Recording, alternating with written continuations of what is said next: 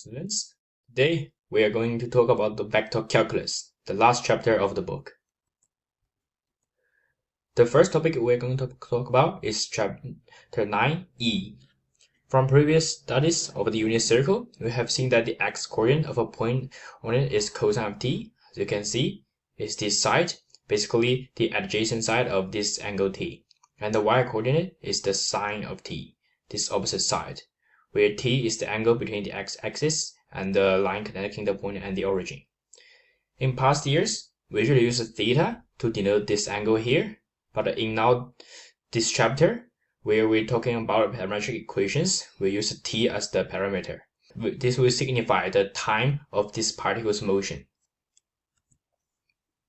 And for more general case than your unit circle, any point with an angular velocity of omega moving on a circle with a radius of r and centered at the origin has the coordinates x of t is r cosine omega t and y of t is r sine omega of t, where t will be greater than or equal to 0 is a time parameter measured in seconds. So as you can see, the unit circle is just a special case of this where r and omega are both 1. Now let's talk about the properties of circular motion. For a particle with the coordinates this is represent a particle moving on a circle.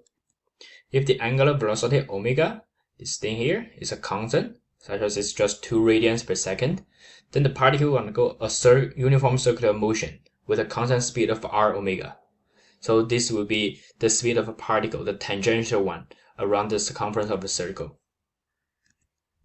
And the period t, which is the time required for a complete revolution around the circle, is given by 2 pi over omega. This will also be measured in seconds. And the third point, this form here, assume the particle start at r and 0. As you can substitute t equals 0 into the coordinates, and you get the particle located there, at the right of the circle. For other scenarios, you may need to add a phase to the coordinates. So you need to minus another phase, this phi here, to the coordinates. For example, if you substitute phi equals pi on 2, this will represent a particle starting at 0, negative r. So here at the bottom of the circle. You can just see from the coordinates, if phi is pi on 2, then at the start when t is 0, cosine of negative pi on 2 is 0, and sine of negative pi on 2 is negative 1. Okay, the next thing we're going to talk about is the velocity in circular motion. Since the particle has coordinates this, given by the trigonometric parameterization of a particle moving in a circle, its position vector s will therefore just be this. You basically put the x coordinate here into the first component and the y coordinate here in the second component, so very easy. And its velocity will just be the time derivative of the position.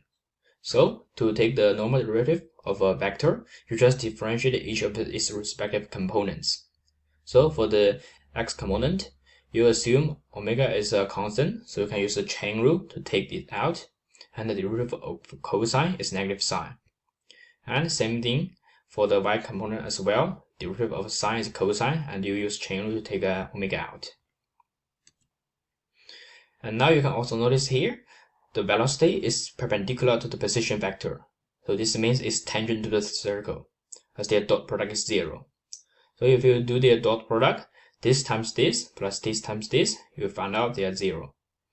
And next thing we're going to talk about is acceleration. It's defined as the time derivative of the velocity.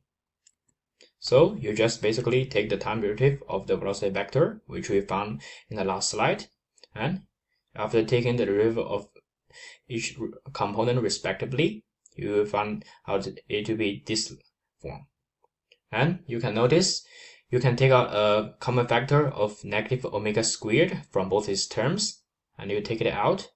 And for this, r cosine of omega t and r sine of omega t is actually the position vector of the particle. So from here, you can observe that the acceleration a will be in the opposite direction of the velocity vector.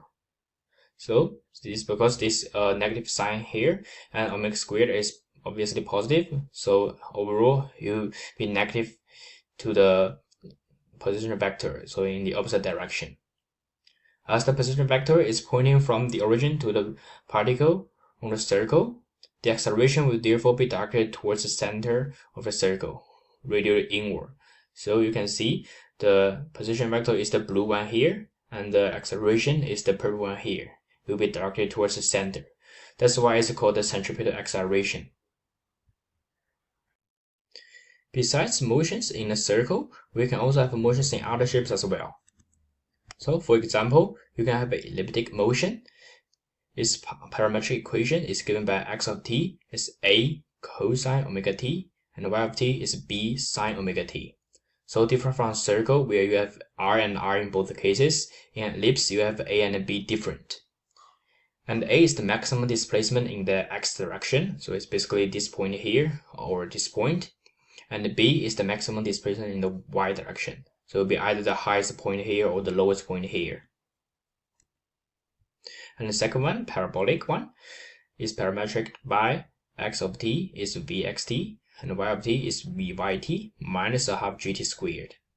This is for projectile motion, where vx is the horizontal velocity and vy is the vertical velocity, and g is the gravitational acceleration, 9.8 meters per second squared. This one is mainly used in physics. You will not be using it in maths often. And the last one, hyperbolic one. This one is a bit strange. It's given by x equals a sec omega t and y equals b tan omega t. This is a hyperbola opened in the x-axis. You can also have one opened in the y-axis, so like this. But for this one, a0, this one here, and negative a0 will be the vertices of the hyperbola.